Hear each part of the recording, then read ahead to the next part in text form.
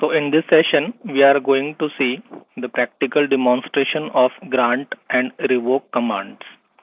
Grant and revoke commands come under the DCL component, that is data control language component. So just starting with the practical demonstration. In this one, first you have to log in with the user system. So I'm just giving a system username here, and for that one I'm assigning a password. I'm giving a password also that I have given at the time of installation. Now consider one thing, the system user is a default user having the permissions as database administrator. It means all the permissions, all the privileges are already assigned to the system user. The system user can create another user also. The system user can create a table also, whatever. So first step is what? We have to create a table here. So for that one, write down a command, create table. So which table I have to create here? Stud underscore 21. In this table, we have to take one column as RN of type number. Then size of this column is 3. Then the second column that we have to take S underscore name, and the type of this column is varchar 2, and the size of the column is 20. In this way, you have to create a table with two columns.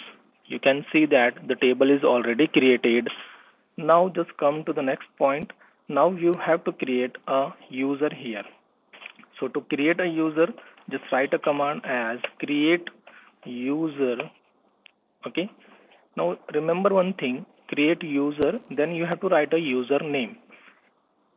So for username, just use C double hash first of all.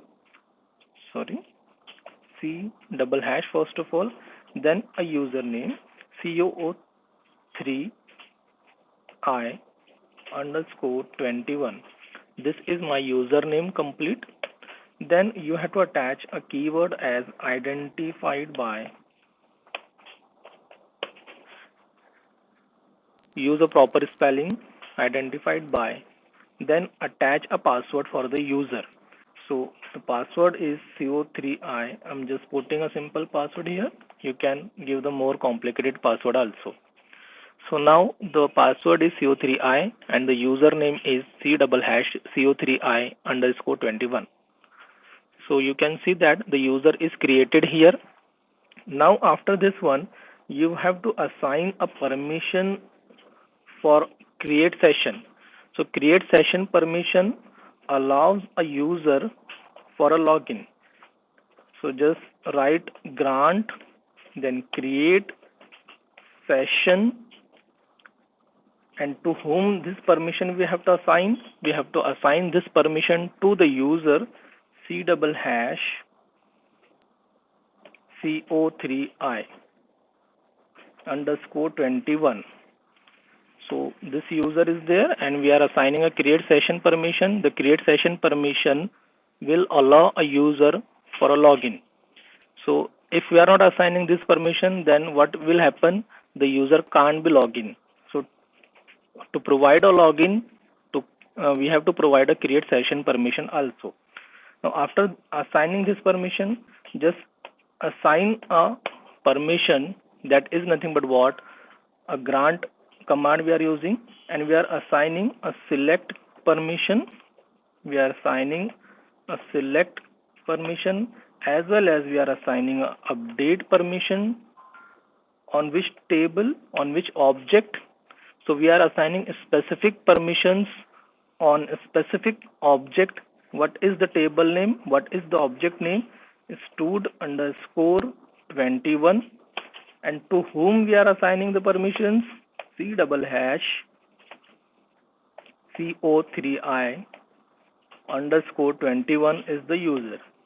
So grant succeeded. It means select and update permission is given to the user CO3I underscore 21 on table stud underscore 21. Stud underscore 21 is table. The table is created by the system user. The system user is the owner and the system user can assign the permissions to another users. So the permissions are already assigned. Now just after this one, what we have to do, we have to come on another SQL Plus window. Just open another SQL Plus window, and from this another SQL Plus window, we have to log in by the username that we have just created. So we have to use a username that we have just created. For example, what is the username? That is C double hash CO3I underscore 21. So this is my username. After this one, it will ask for the password. We have to provide a correct password that we have given at the time of user creation. Again, you can see I have typed the password, but it is invisible to you. Just press enter key so that now the message is what you are connected with the database. Now this window is for CO3I underscore 21 user. Now this user have the permission on which table CO3I underscore 21 user have the permission, have the select and update permission on which table, on which object stud underscore 21. So just try, is the command is running here. So select star from, what is the table name? Stud underscore 21. So stud underscore 21 table data the user is want to see, but you can see that there is error.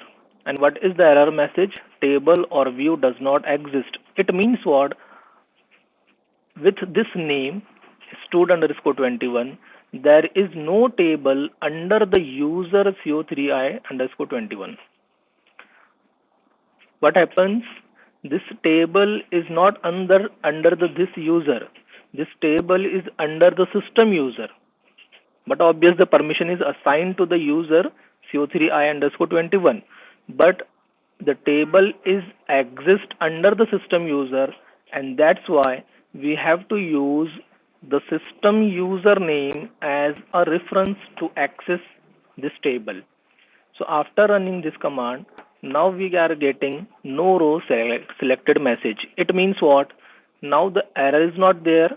The data is not present in that table, and that's why the message is what? No row selected. If the data in that table, the data will be displayed. Just see. Now come to the system user, and from system user run a command insert into stud underscore 21. So we are inserting the values in this table from the system user, because the system is the owner of that owner of that table. So which column is there first? 21 is the roll number. Then we have to give the student name. The student name we are providing as Samir. These are the two columns in that table. We have assigned a value. Now just see, one row is created. It means what? There is a row. There is a record. Now again come to the CO3I user and run the same command again. But again we are getting the message no row selected. But how it is possible? There is a one row now. We have inserted just right now, but it is again showing no row selected. It is because we have not permanently saved the data that we have inserted just right now. So to save the data permanently, we have to run a commit command. Now after commit command, the commit is completed. It means now the data is permanent there. Now just come to this CO3I underscore 21 user. Now run the same command. Now just run the same command. Now we are getting a data. So what we can say that if we are running a select command here, so it is permissible. Now just try to run a insert command here on the same table. Insert into insert into which table? System dot stud underscore 21. Okay, what we have to insert it? Values. I'm using the proper syntax. There is no error in a syntax. Insert into table name. I have given the reference also. Values keyword भी मैंने attach किया हूँ. Now just attach the roll number here and attach a proper name also here of the student. So we have given the name also in single inverted comma because it is a varchar of type. But you can see that it is not executed. Even the syntax is correct. Even the command is correct, but not executed. And what is the error message? Insufficient privilege. Means what? The user CO3I, the user CO3I underscore 21 not have a permission of insert. The user have only two permissions, that are select and update. So the user can select the data but cannot insert the data. In this way, we can control the access of a user over the data. That's all.